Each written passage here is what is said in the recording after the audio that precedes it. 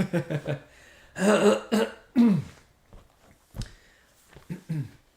it is. Hey everybody, happy October. Fall is finally here, sweetheart. Oh, so nice. Gotta love that, especially here in Arizona and, well, everywhere, right? Yeah. I guess in Australia you're going into spring, but here it's fall. So before I forget, just want to welcome everybody here today to the Desert Farmer Podcast. I think one of these days maybe we'll actually put it in a podcast feed. It's just not there yet. Yeah, no. But one thing I want to let you guys know is we will have a condensed version of this on the website, on the podcast tab, the Desert Farmer Podcast. So hope everybody is doing good out there. We got a lot of work done today. Oh my goodness, I'm exhausted. I know. It makes for a long day, but we get a chance to share this time with you guys. We do want to go over a few things here as far as our recap for the summer, kind of our highlights, and obviously take your guys' questions and answers, but want to say hi to some folks here first. We have So Mark. Mark. Hey, Mark. We agree. Finally cooler in the morning. That is for sure. It is nice. Eric. Eric, yep. Says time just flies. Time. We're getting older, I guess. Oh, Eric, that is so true. I feel it every day. We talk about that. It just gets faster. Oh my goodness, as we get older. fly by. There is not enough time. Here's a morbid thought. It gets faster and faster and faster, and then it's over. Oh my goodness. All right, we have Daryl. Hey, how's it going, Daryl? How's Louisiana these days? I know you got Ian going through Florida, so I don't know how that affects you where you're at. I haven't paid too close of attention. I know it went across Florida and then it's kind of going up the East Coast, but I haven't been paying attention to it in the last 24 hours, so hopefully you're staying dry. Eric, there they are, the first couple. Slam Boy, where is the wine rack? So speaking of wine rack, we are shopping for another one because we need a second one. Yeah, but we moved it to another room. We did, only because it's too light in this room. Even we've got lights on us today, but we have some shutters that are behind us here in this bay window that looks out on the front of the farm, and it's just too light. We were getting some degradation of the wine colors, and we didn't want to do that. So we moved it into a darker room, but we need to expand it. So I need to buy another rack. You're excited about having to buy something, I think. Well, because we estimated about 145 bottles of wine that we're going to be bottling in the next 2 months. Yep. It's a lot. Okay, so we have... Foot snake? Foot snake. You have to let me know. I agree. Hang loose, brother. We have Kevin Charles. Hey, guys, how's it going, Kevin? To see you. Good to see you, man. Alan. Hi, Alan. gang. Double L, Alan. How's it going, man? And then the other Alan. And the other Alan. Oh, my Hey. goodness. It's Alan and Alan. I rarely make the live podcast, but I'm here today. Awesome. Thanks for joining us. How's it going, Alan? Daryl, this last month has been nothing but beautiful blue skies and nice cool weather. Oh, that's nice. Yeah, I have Pony Girl. Hi, sweet ones. Hey. Here in Chandler. Howdy. We have How's it going? Charlie. Hi from Hey, VA, Charlie. Virginia. Yep. And then we got Brandon from Hey, Seattle. what's up, Brandon? Ooh, Seattle. I would imagine chilly and rainy, or is it warm up there? You've had some days where you guys were matching us in heat. So, have to let us know. Then we have, is that random guy? Yep, Green West from- Covina. Nice, I know right where that's at. Well, ish. Born and raised in Gardena, so I kind of have an idea of West Covina. Yeah.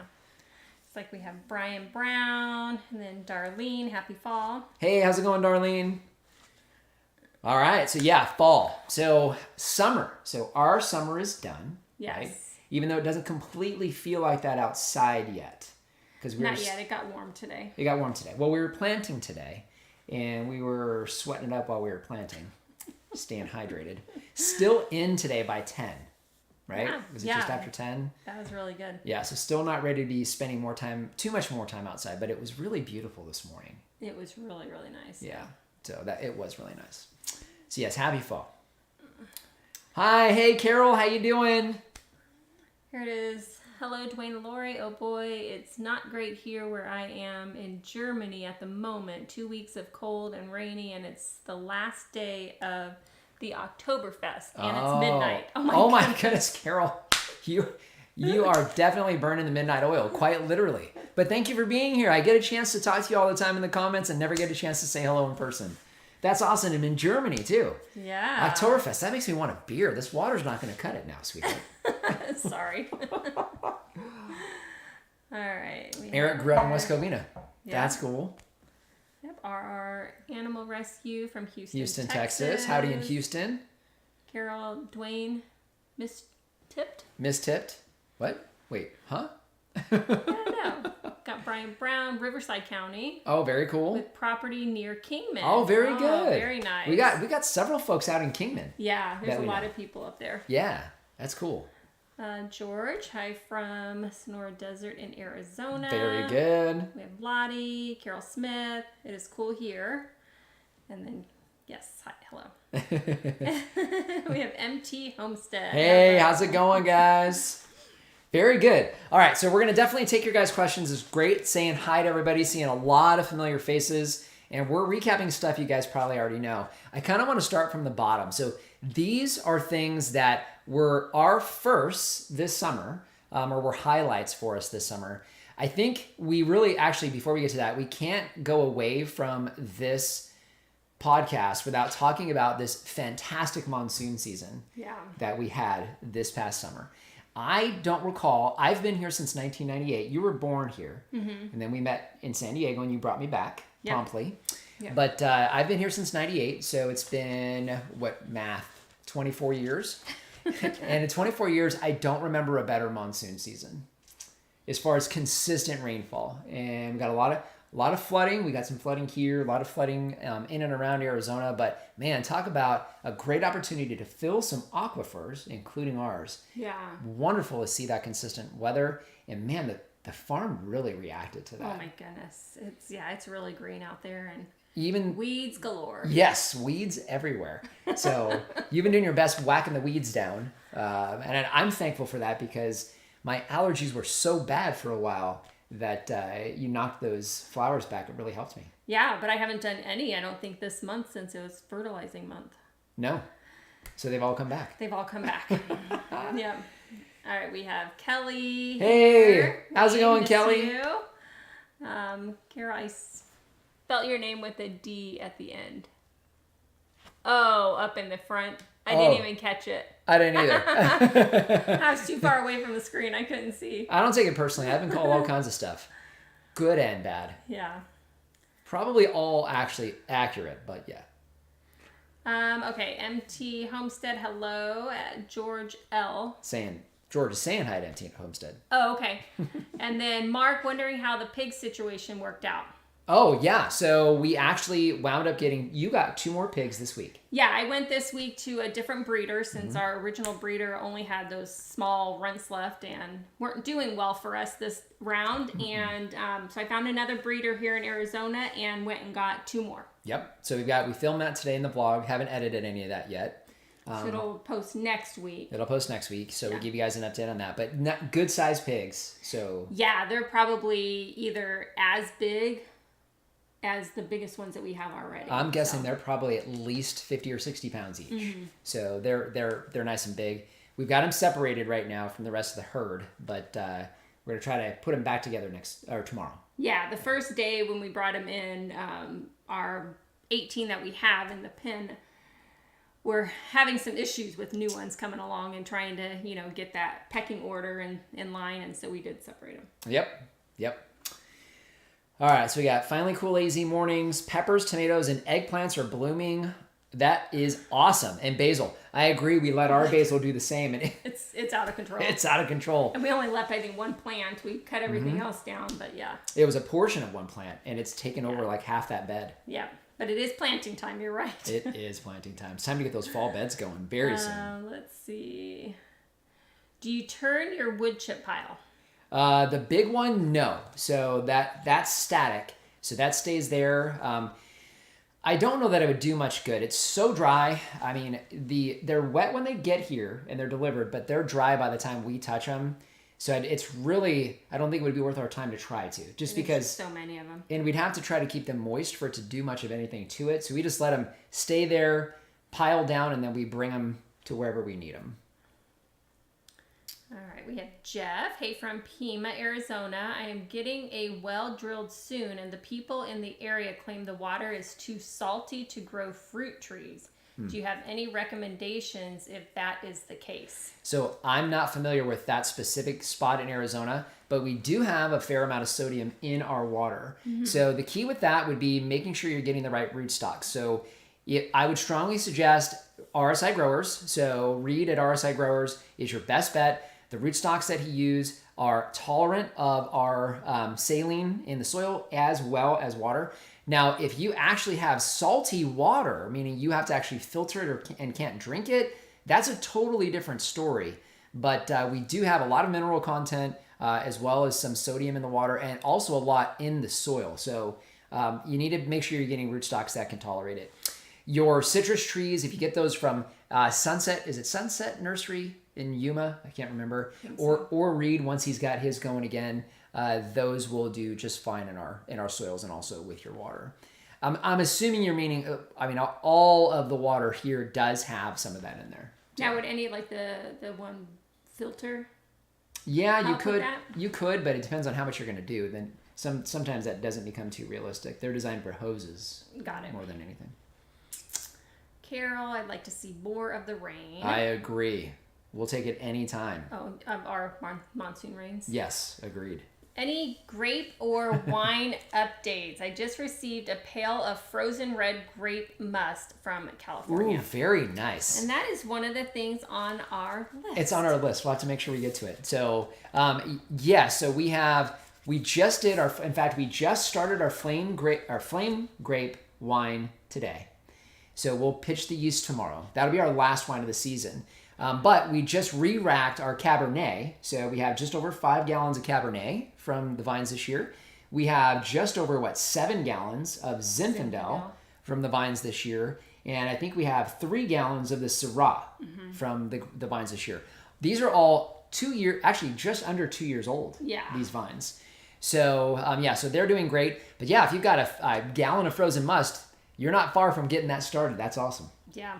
And I think we had 23 pounds of flame grapes that we just started yesterday. And I think we had just over a gallon. Probably about a gallon and a half. Of juice. Yeah, so about a gallon and a half of juice from those. Okay, Emily. Hey guys, got here late. Have you talked about what seeds you're going to plant for fall? So I don't know that we actually have gone over that yet. So we planted out. The starts didn't do well in the house. I didn't do well with the starts in the house. I think we messed up on the soil, but we'll figure that out.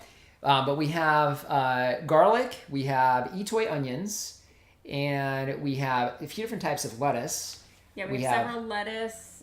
We have broccoli, cauliflower. We have one variety of tomato, a bok choy. There's a couple different ones. I have my binder right there if we need to grab it. I know, so we may have to come back to it. But we'll be doing a video. You'll be planting those here over the next week or two now that we've got the fertilizing done. So that's coming up. Yeah. All right, Kevin. Trees starting a good fall flush here in Las Vegas. I'm seeing aphids on my apple trees. Wouldn't expect that on trees, but the trees are young.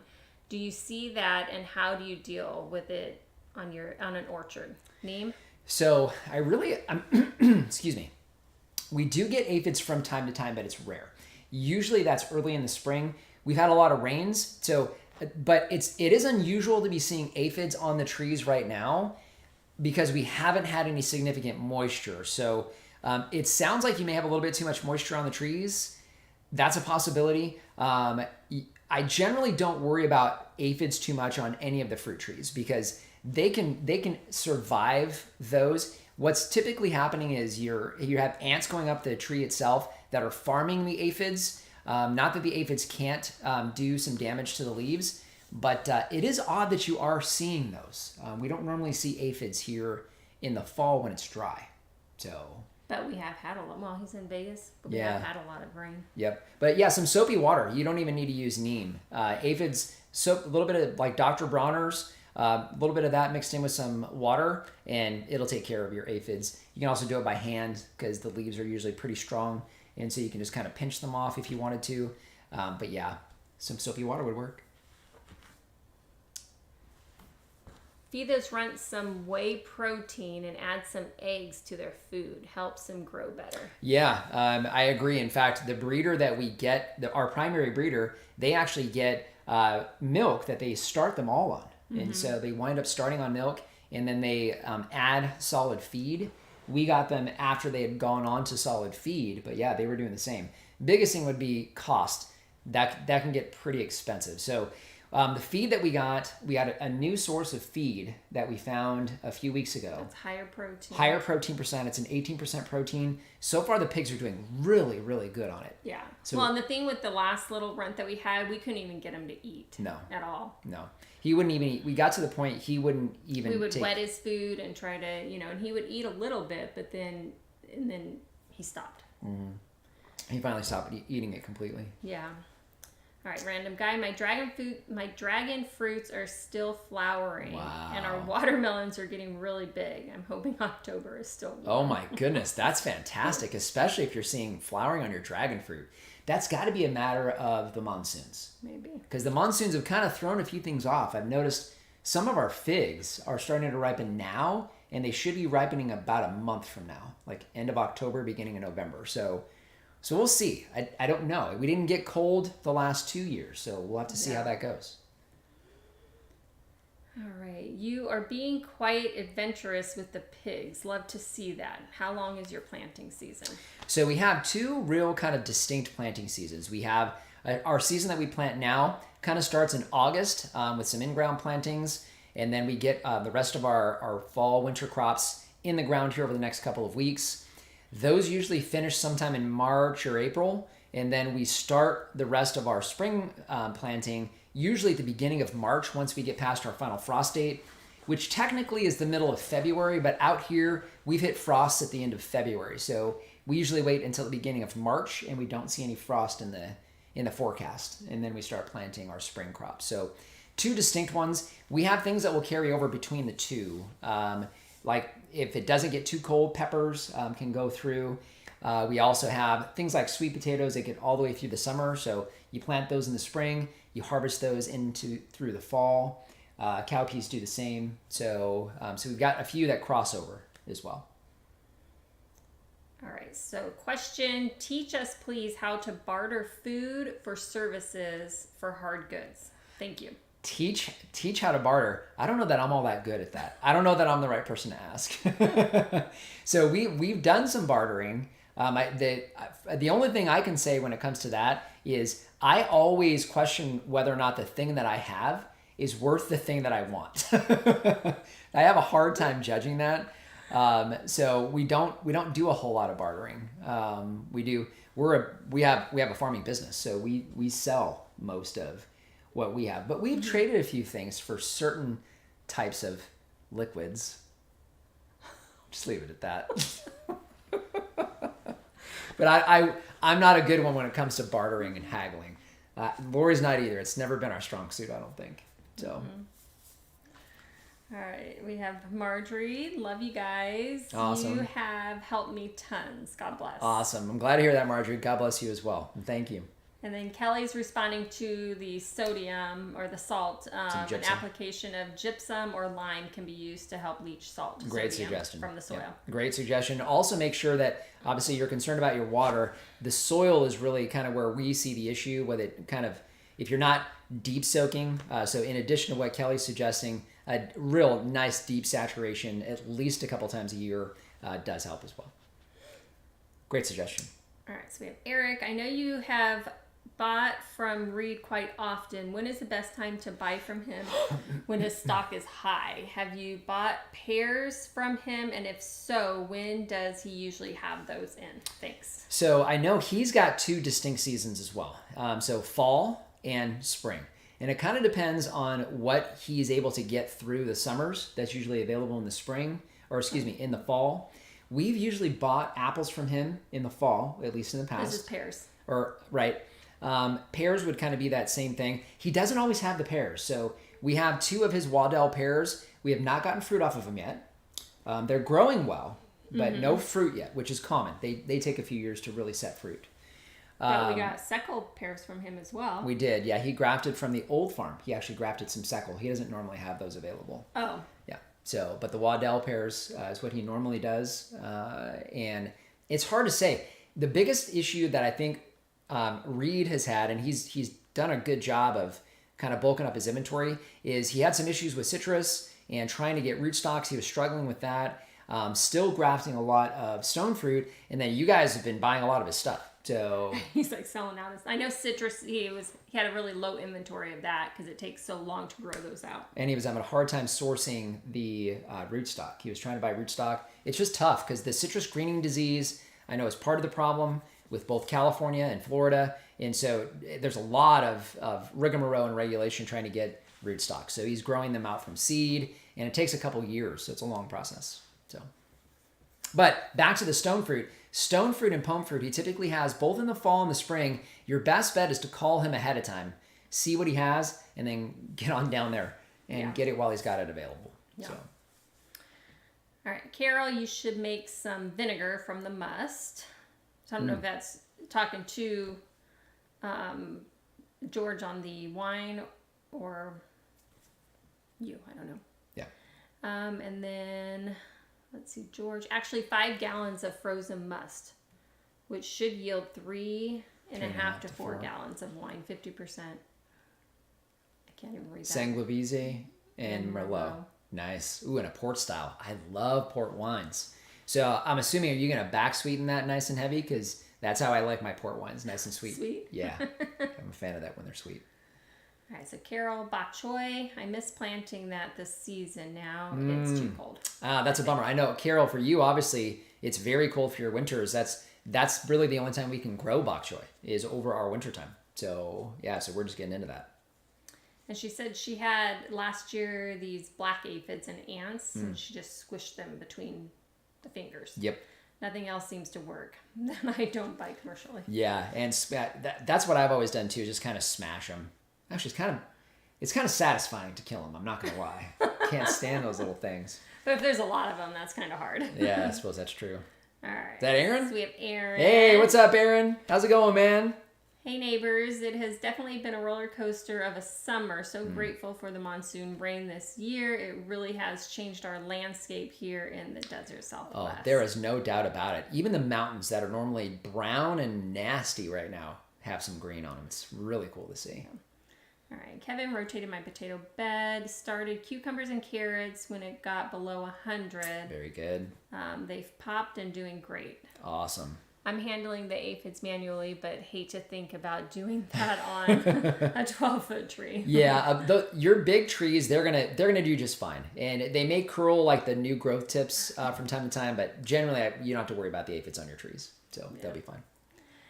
And then Alan said, I bet you could barter or trade with that nice wine that you make. I don't know what you're talking about, Alan.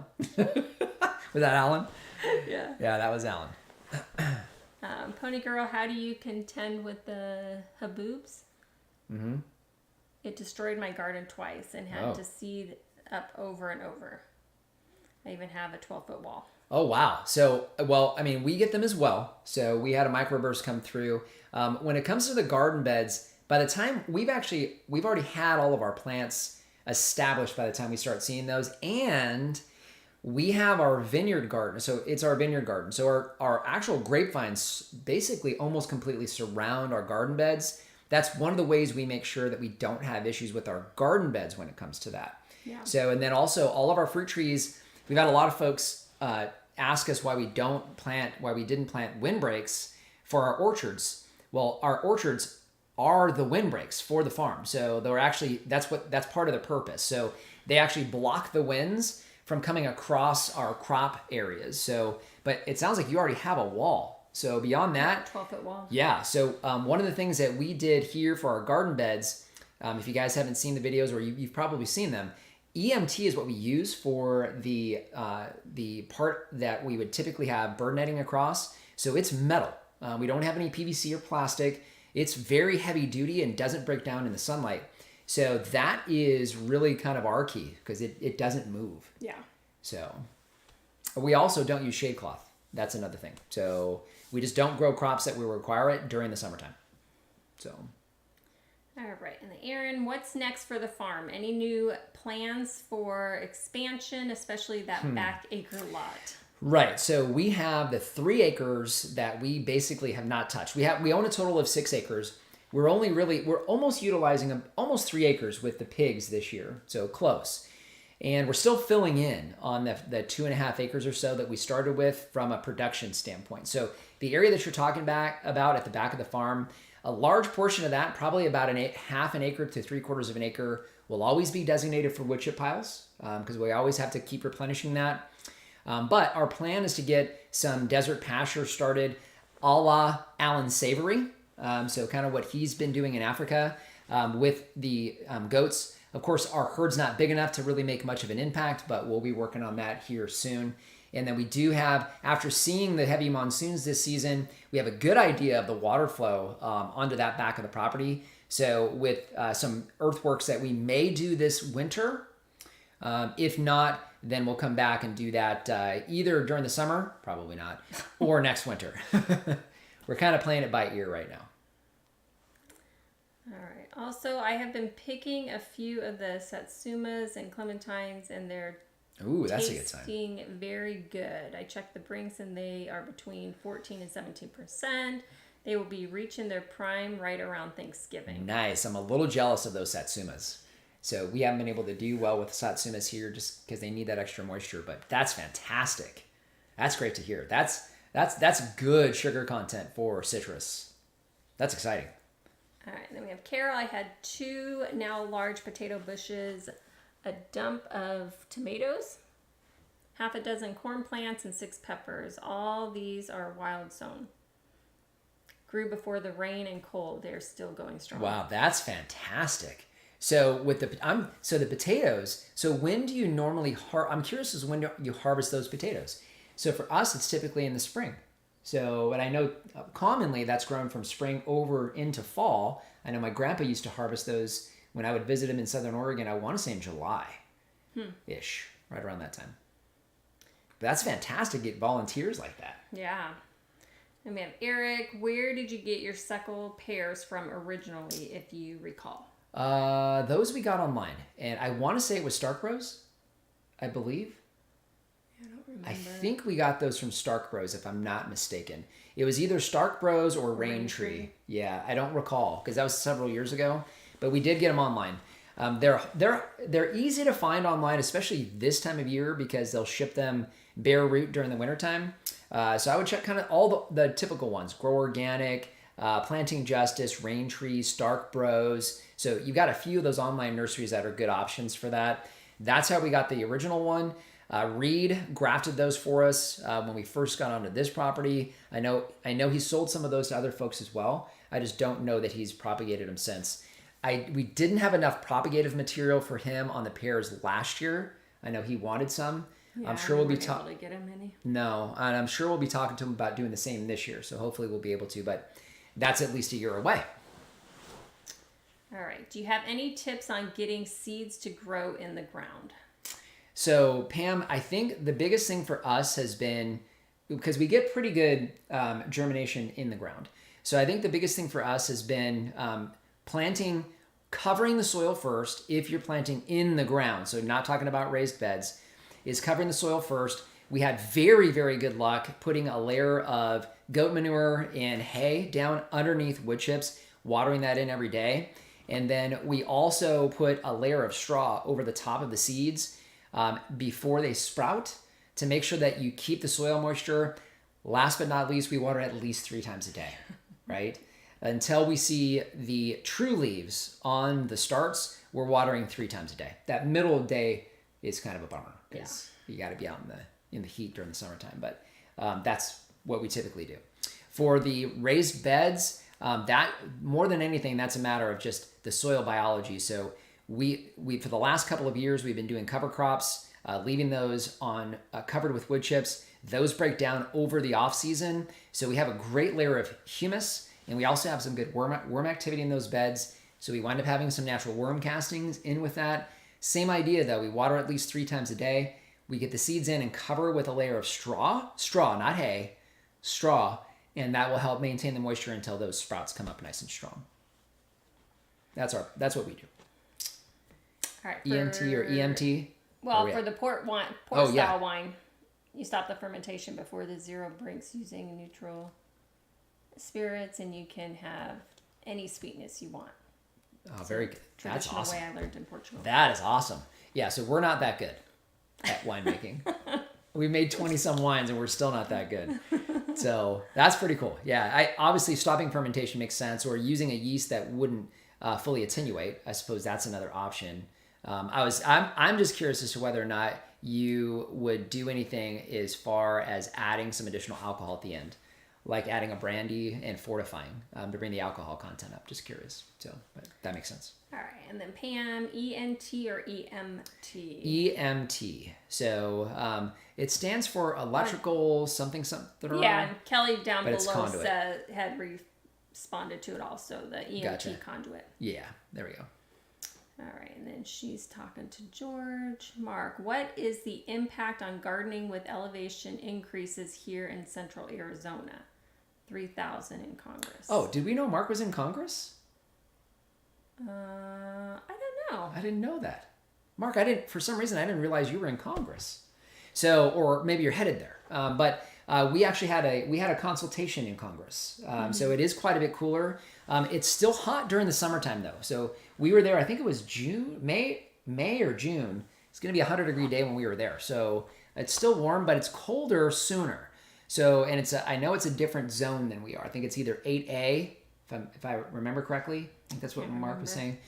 Other Mark. But it is cooler, so your seasons will shift just a little bit, and your varieties may change. So you can do more of your higher chill hour palm fruit and stone fruit.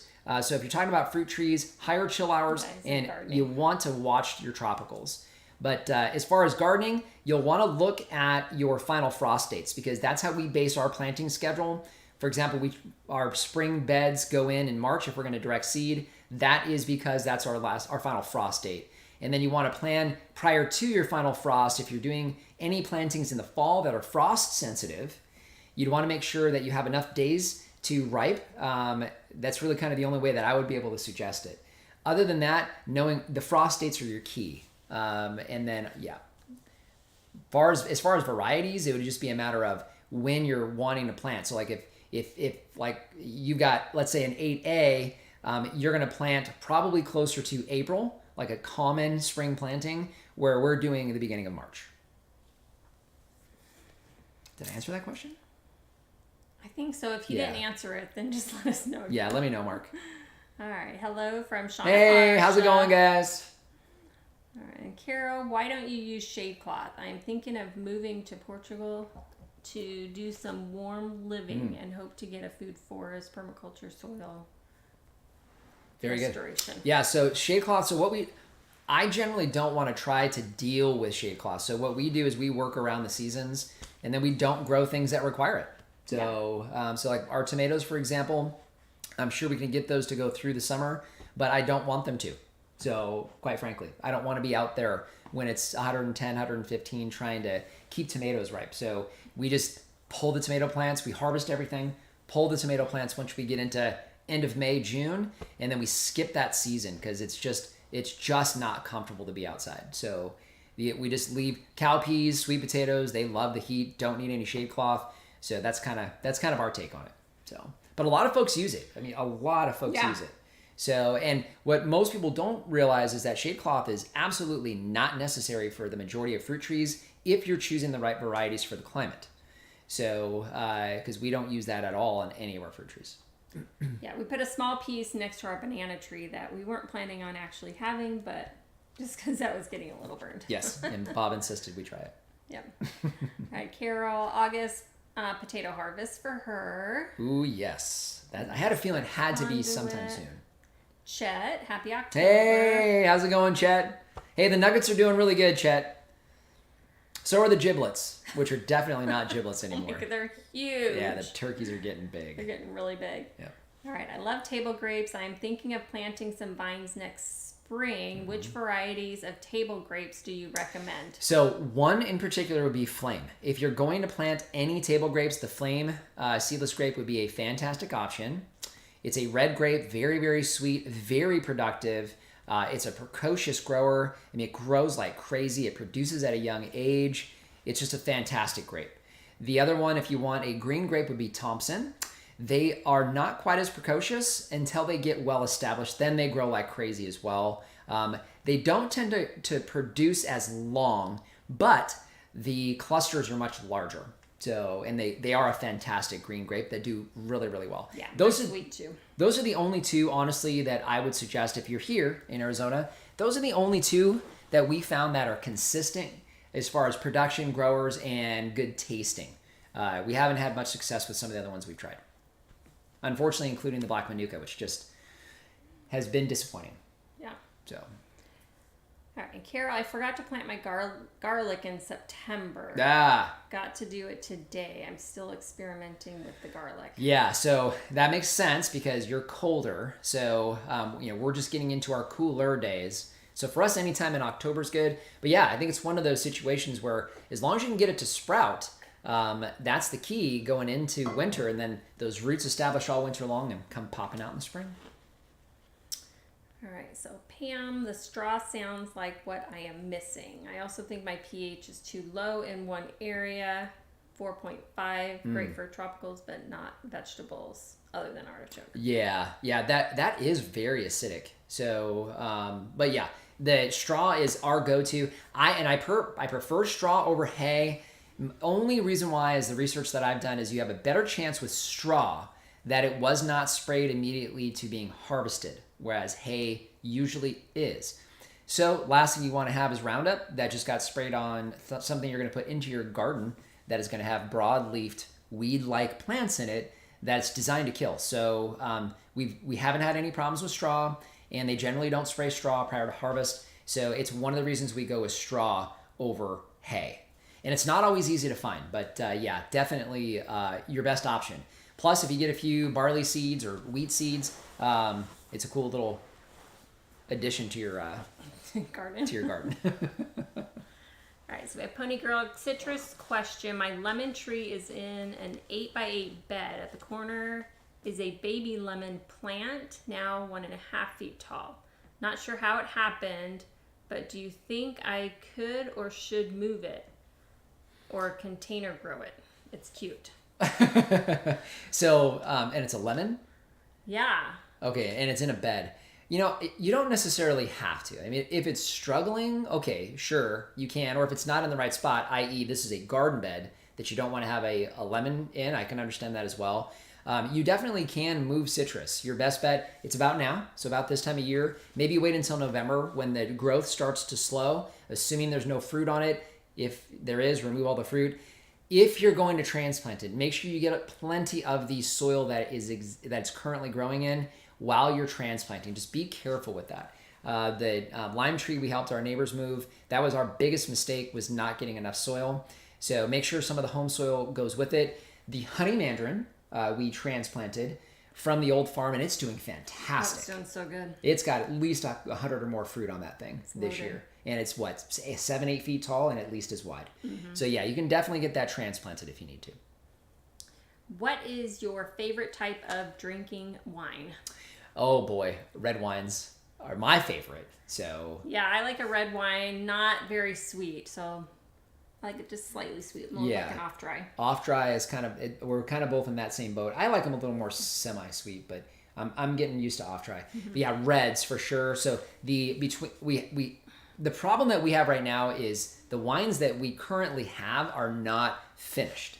We've tried them all, and they're very good, but they're definitely not finished. They need to be bottled, and then they need to sit for a year. Those do much better with aging. But generally speaking, I really do like the Syrah. So we had Syrah at a restaurant, a nice restaurant, so it was a very good quality Syrah just a few months back. That is, I think, my favorite red wine. And it was almost perfectly off dry, and it tasted really good. It wasn't too bitter on the tannins. At least the one that I had wasn't too bad. That was a good one. What's yours? Well, I want our mulberry wine. Yeah, the I'm mulberry. really looking forward to it. I am too, and the mulberry wine is a very good red wine as well. Yeah, no, I do like Syrah also. Like ordering at restaurants, it's usually like a Syrah or just a sweet red. Yeah, Syrah is just hard to beat. It's very, very good. Zinfandel can be way too sweet sometimes. And Merlot, for me, winds up being a little bit too tannic. It's a little too bitter for me. So I'm not a big fan of that. A Cabernet can be good. It can also be very tannic as well. So that one's always kind of hit or miss. But I mean, you get a really good... I go out for work dinners from time to time, and I usually test out the expensive ports and and wines then because it's all in the company. But yeah, Syrah's my favorite. All right, so Kelly, electric... Metallic tubing, oh, EMT. The EMT. I thought that it was the constant heat that made the port wine. What is it? Oh, I have no idea. Yeah, I'm not sure. Maybe George answered. Yeah, George, hopefully you see that one from Carol. Pam, have you guys considered a paid subscription for YouTube? A paid subscription. Oh, you mean like memberships and stuff? I don't know that we have. So, I mean, I know it's on there and we have the option to do it. I think the biggest thing is I would want to have something different for folks that would be members, and it's hard for us to post content already, just because of everything that goes on with the farm. So, I mean, I would want to make sure that it was worth people's money. So, that's my biggest thing is value, and I think that's always kind of my concern with something like that. So, would we do it in the future? Maybe. So Maybe. My HOA forbids full-size citrus because of pollen allergies. Oh. Would love to find dwarf potted trees. Do you know of a source? So for citrus, the biggest challenge is a dwarfing rootstock that does well in Arizona. Yeah. So like I'm trying to remember the citron rootstock from California that's a dwarf C29. There's a dwarfing rootstock from California. It's hit or miss. So if you're going to pot it, then you probably will be able to control the moisture a little bit and have that do better than it would in the ground, let's say, but it sounds like you want it in the ground. I would really look at getting a semi-dwarf and pruning. Remember, citrus trees don't grow very fast, and you can prune them however you want. So I would just try to keep them small. Now, if it forbids it, so in a pot still, yeah. So I apologize, I don't remember. If somebody here in the comments can remember the dwarfing rootstock from California, I want to say it's C29 or something like that. You can usually find those at Home Depot or Lowe's. So I would try there first. I have not seen those consistently at any of the local nurseries, so that one might be a little bit tough. And I don't know that your sour orange or trifoliate rootstocks will do well in a pot. Folks do grow them, but I haven't seen them consistently do well unless the pot is pretty large. That's a bummer that your HOA won't allow that though. And over pollen, I mean, goodness gracious, mesquite trees and palo verdes have a ton of pollen. Yeah, they're crazy. Yeah. All right, Chet, yay, nuggets and giblets. Yeah, nuggets and giblets are doing good. Yep. All right, Carol, don't talk them into paid subs on YouTube. I'll never get to talk paid. No matter what, Carol, I'm answering all those comments. What about the muscatels? Muscatels? Oh wait, is it? Well, I'm not sure what that is. Are you talking about grapes like muscadine grapes or muscadines? I'm not sure what you mean on that one. You have to let me know.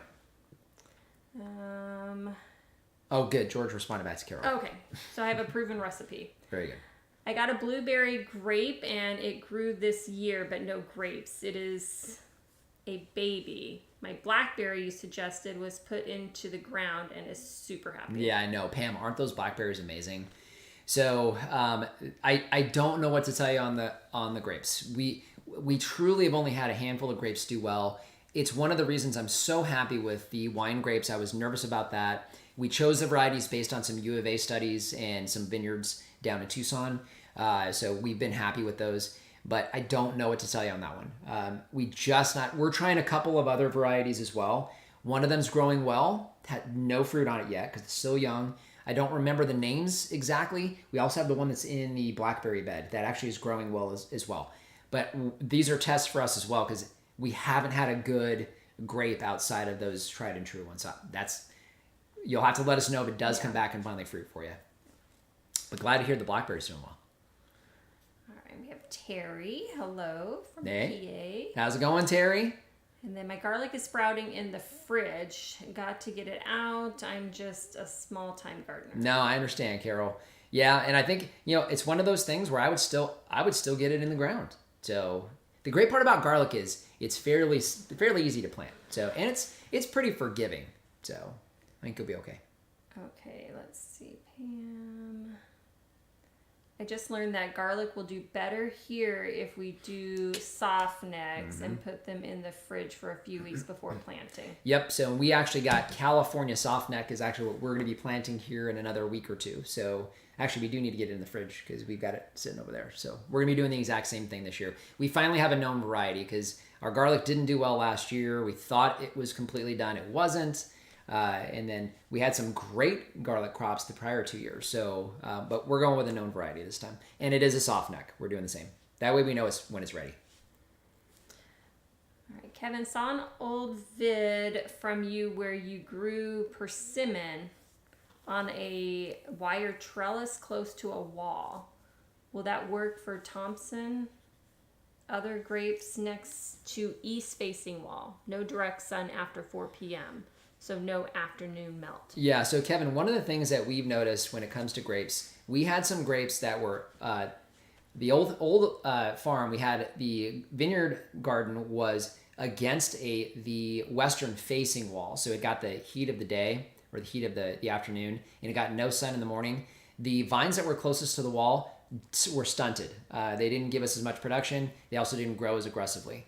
So now that it's because they weren't getting morning sun. So whether or not that will make a difference on the opposite side, I wouldn't be able to tell you for sure. But grapevines thrive in full sun all day long. They do best when it's really, really hot and sunny, as long as you're keeping them irrigated. So now, up against a wall, the only issue is going to be the heat radiating off that wall. That'd be the only thing that I'd be a little concerned about. But they do like the heat. So I think it's worth giving it a shot. As far as what to use, I'm assuming you're talking about the passion fruit trellis that we had on the old farm, and that one may not be heavy enough, honestly. Welded wire. Yeah, so that was welded wire, and it probably won't hold up under a heavy grape load, because it's why we use the EMT pipe for our top bar here. So you may need to use something a little heavier duty than the lightweight welded wire. That might be tough. So. Mm-hmm. Yeah, and he says that it's no sun after 4 p.m. So yeah, so I think you'd be okay. You're probably going to be okay. It's a good utilization of the wall. Do pull it away from the wall as far as you can. So if you can give yourself a good 3 feet or so from the wall, if you have the space, I would do that. If you could push it to 4, it'd be even better, just so you can get behind it. And it'll give it some sun for a little bit longer. Extra 20, 30 minutes can make a difference. All right, Brandon, my Cosmo apple fruiting this year. It's oh, so beautiful. Very nice. That's cool. Ooh, yeah, that sounds fantastic. That's going to be a fantastic apple.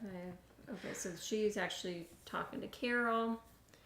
All the wines you grow are the sorts that I like as well. Mulberry wine, a summer wine.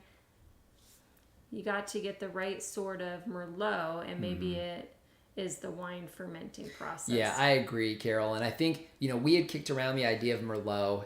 It was in the top 10 list for the folks down in Tucson, but it wasn't consistently there. So, but you're right. I think it would be worth trying them here and seeing how we could do on back sweetening, because we did have some really good success. The Zin that we did was a little bit on the bitter side, and back sweetening it right did have a tendency to kind of knock that down a bit, and it was fantastic. Yeah.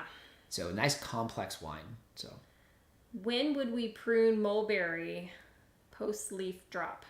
So we usually prune mulberries. Those are typically one of the first trees that we prune because they're one of the first ones out of dormancy. At least your Shangri-La and your Everbearing are. So I don't know what variety you have. The Black Pakistan's a little bit later. So typically we're doing those by the beginning of January at the latest. I think we typically don't do much of anything for right around Christmas. At least we try not to. And we start going heavy on the pruning in January. And those are the first ones we prune.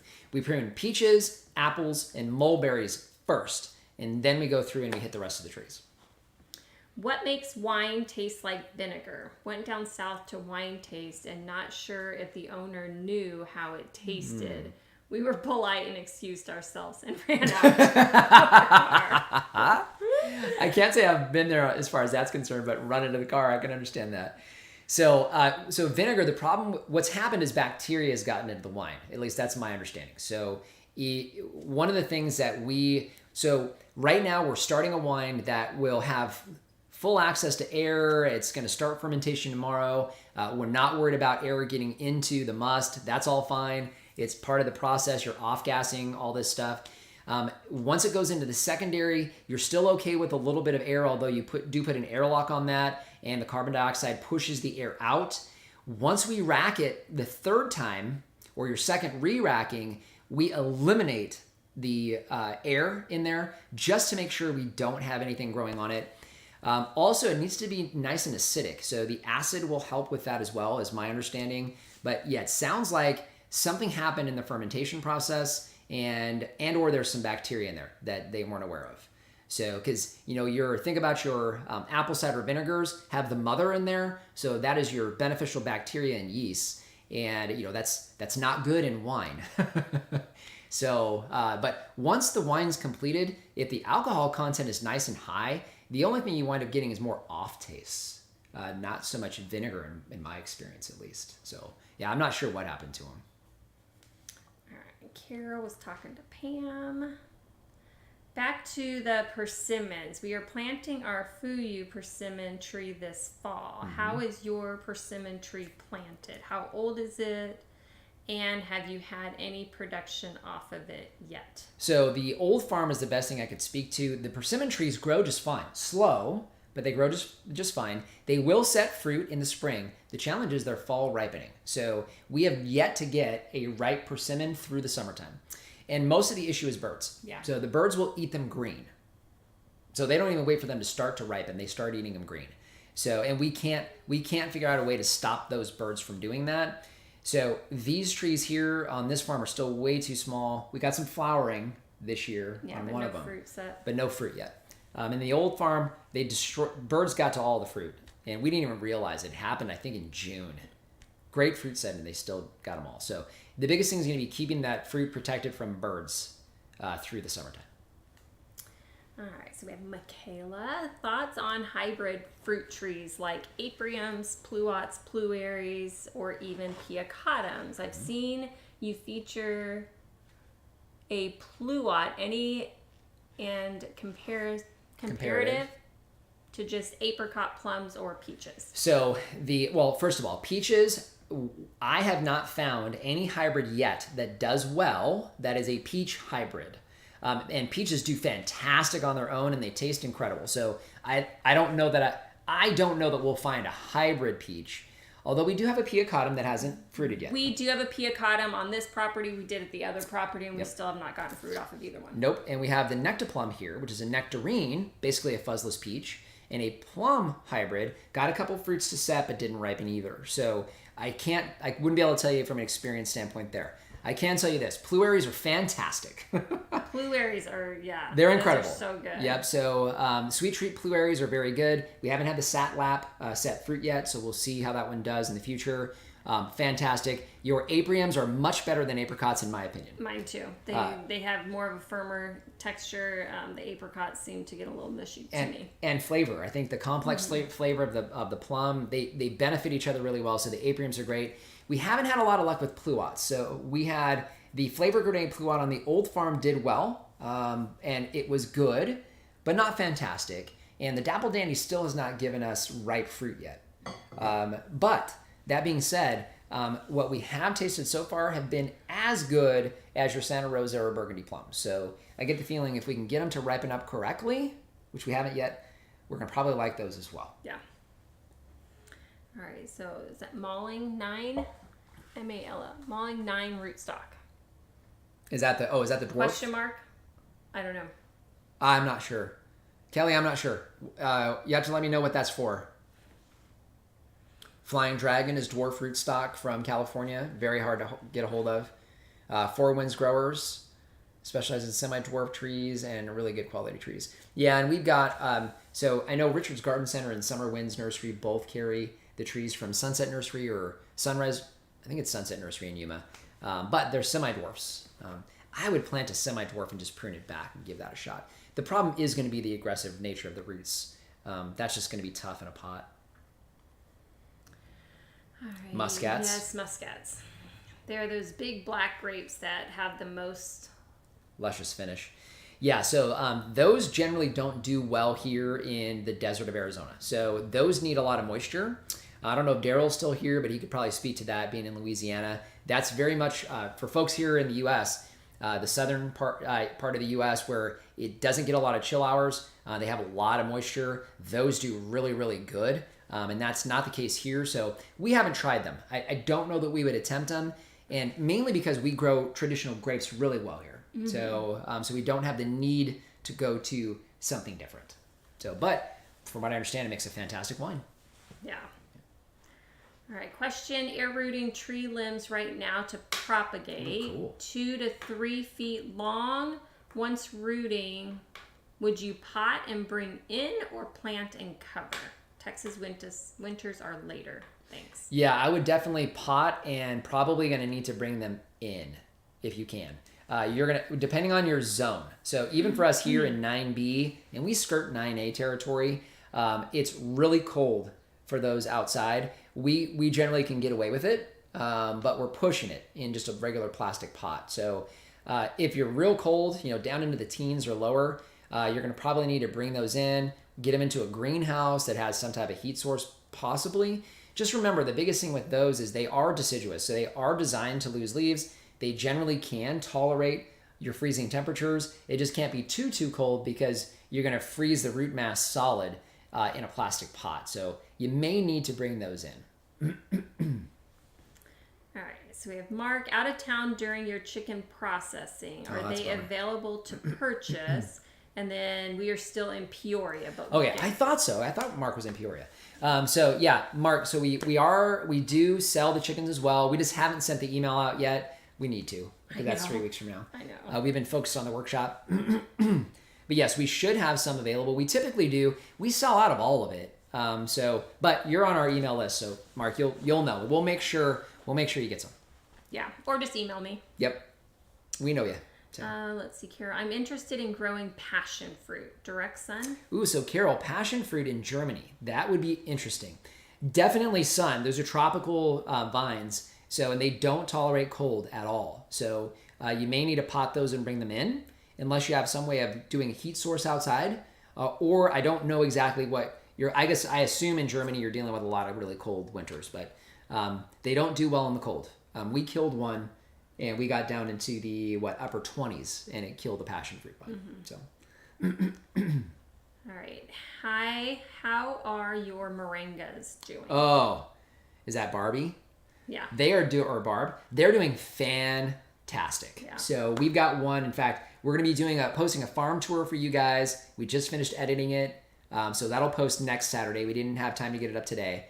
So, but that one, you'll actually watch me walk up to one. To give you an idea, it's our tallest one, but it'll give you an idea of how tall these trees are right now. The direct seeded moringas are doing incredible. Yeah, but he had his hand up above his head next to it, and it was still taller. And it was taller than me. So it was at least 7 or 8 feet tall. Not super wide, but it's growing nice and tall. So gonna have a nice solid trunk on those two that we're gonna be able to whack back and pollard this winter, so we can get them covered. So, but they're doing great. All right, Carol, I got my Zinfandel from Austria. It's the soil that makes the difference. That I can imagine. I know that's true of all of those. I know also some of the natural yeasts in certain areas can help as far as the. Yeah. And then George, regarding the vinegar, the wine, if exposed to. Acetobacter. Typically from fruit flies. Yeah. So that's the challenge. It's somehow there's something that got into the wine. That's a bummer, man. Go through a lot of work to get those done. I know. What about cherimoya, custard apple trees? Right. So we generally don't grow tropical trees here. So we one of the notes we had for our summer recap was guavas, and those were not very good. We're not fans of guavas. We learned that pretty quick. And we tried pawpaws that had kind of a custard sort of texture. I wasn't a fan of the texture. And you're not either. So I think that's part of it. Plus, they are tropical trees, so they will struggle. We get 20 degrees out here. So, and I don't want to spend the time that it would require in order for us to make sure they can get through those cold spells. So we don't have that on the plans. All right, Kelly. Oh, that Malling 9 rootstock, citrus dwarf rootstock. Oh, very good. Was that the name you were looking for? It may have been. Yeah, it very well may have been. All right, Michaela, thank you. Sure thing.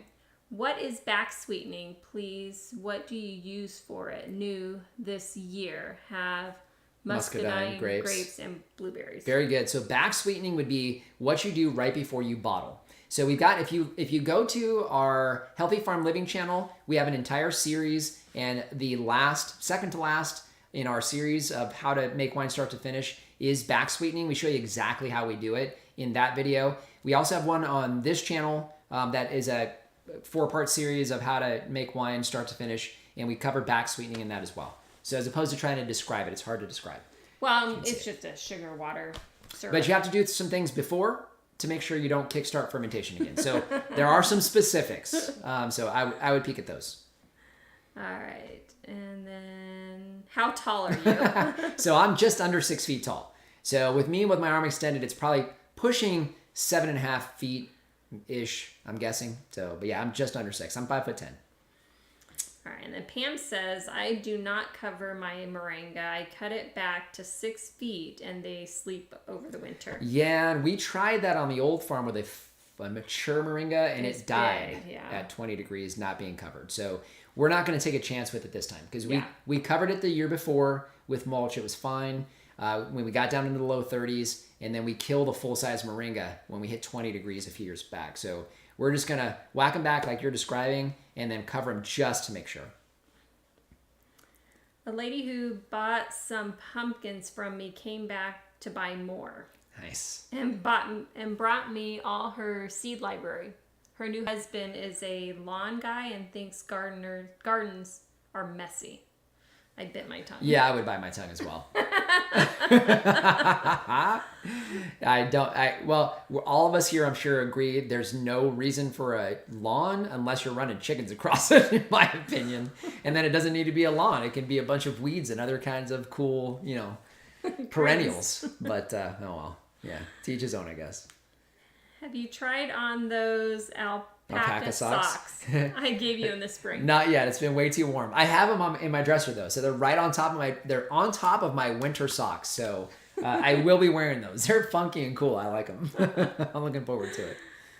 Make sure to hit the like button while you are watching. Yes, Thanks, Pam. Definitely. Thanks, Pam. We never say that, so we should probably say that more often. Yeah. It does help. And Pam, I do not hit 20 here. I'm in Apache Junction. Oh, okay. Yeah, no. So yeah, we 20 degrees solid killed that full-size tree dead. So we're just not going to take a chance. We figure we cover them at the beginning. Once we get down into the freezing temps, we'll prune them back, pollen them real well, cover them just to make sure that we've got viable trees come at the beginning of spring. Yeah. All right, so we're going to need to wrap it up here, guys. We're right just over an hour. Yeah. Summer recap. Well, so yeah, rainfall was great. We got Thanksgiving turkeys. We planted those moringa trees. The wine grapes did fantastic. We got a lot of gallons of wine. What else? Oh yeah, ducks and geese. We got ducks and geese this summer. You guys went into the questions, right into the questions. Yeah. So that's our quick summer recap. So I know we may have another question or two, but I just wanted to thank all you guys for being here today. I know for Lori and I, we really look forward to this time, even though sometimes we get nervous because we don't always know if there's going to be questions we can or can't answer. But we always love spending time with you guys. This is a great way to kick off our month. It's a great way to kick off fall. We're very excited. I've said this before, but you guys, time is our most valuable thing here on the planet. It's a limited resource for every single one of us. And you guys choose to spend this time with us. And you guys do that every week. We do not take that for granted. We love hearing the comments. We love talking with you guys here, but just want to thank you guys so much for spending this time with us. It's a great encouragement to Lori and I and what we're doing here and sharing with you guys. And it encourages us to continue to do that. Even from time to time, we don't feel like we have enough time. Yeah. But you guys make it worth it. So again, one more time, we will be doing a condensed version of this as the Desert Farmer podcast on our website. So if you guys are catching this part of it, if you hang in there for about a week or so and go to the podcast tab on the website, you'll have a condensed version of what we covered here today with all the questions and answers. Mm-hmm. Any final questions and hellos and goodbyes? So Terry, she took hers off. Okay. Let's see. My ex-father-in-law showed me a pic of moringa tree in the Philippines where he's from, and 60 they're feet tall. tall. That's impressive. Yeah. That is impressive. All right, Pam. Oh, and the pigs. Yes, we did get pigs. That's true. 20 of them now. And then yeah, thanks, George. Thanks so much, guys. And George, he's got the wine, right? Yep. So yeah, good luck with that wine, George. If you got questions, email. You can get emails on the About tab here on YouTube. Email us. We have people ask us wine questions all the time. So sounds like he's a pro. But it sounds like we should ask you questions. we need to be emailing you. That's true. All right, thank you so much for doing this. You guys are so cool for spending time with us like this. Yes, it's been great, Kevin. Great fun. Pony Girl, thank you. Lots of love. Yeah, Carol, thanks so much. Now, what is it, about 1 o'clock in the morning for you? Poor thing. Time to go to bed. It's happy hour for us, though. It is. All right, guys. Thank you so much again for spending time with us today. Oh, Brandon. Thank you. Dude, you snuck in there. I'm glad we're still here to thank you for that. Well, he was already here. Oh, don't thank him for it, yeah. Yes, so thank you so much, Brandon. That is so cool, man. That right there literally makes it worth our time. That's so cool. Thanks so much, Brandon. That's awesome, dude. What are you going to do with the ducks? Meat or eggs? Eggs and fertilizer. So we got a couple things there with the ducks. Oh, and then I can't give you a sneak peek yet, but next week's vlog, which we'll post that next week, you'll have to see what we do with the ducks for the first time. Oh, yeah. Yeah. They had fun today. I don't know that we'll do any for meat. We got the muscovies for that because they're nice big birds, but I don't know that I could bring myself to do it. So we'll see. Yeah. And Kelly said he's still nursing those blackberries that he got from you. Oh, that's good. Actually, now's the time to get him in the ground, too. Definitely a good time to get him in the ground. Yeah. Brandon, thanks again so much for that super chat, dude. That's fantastic. I really appreciate that. 1:06 a.m. It's time to sign out, Carol. Guys, thanks again for being with us today. We really appreciate it. And we will see you guys in the comment section. Bye, everyone.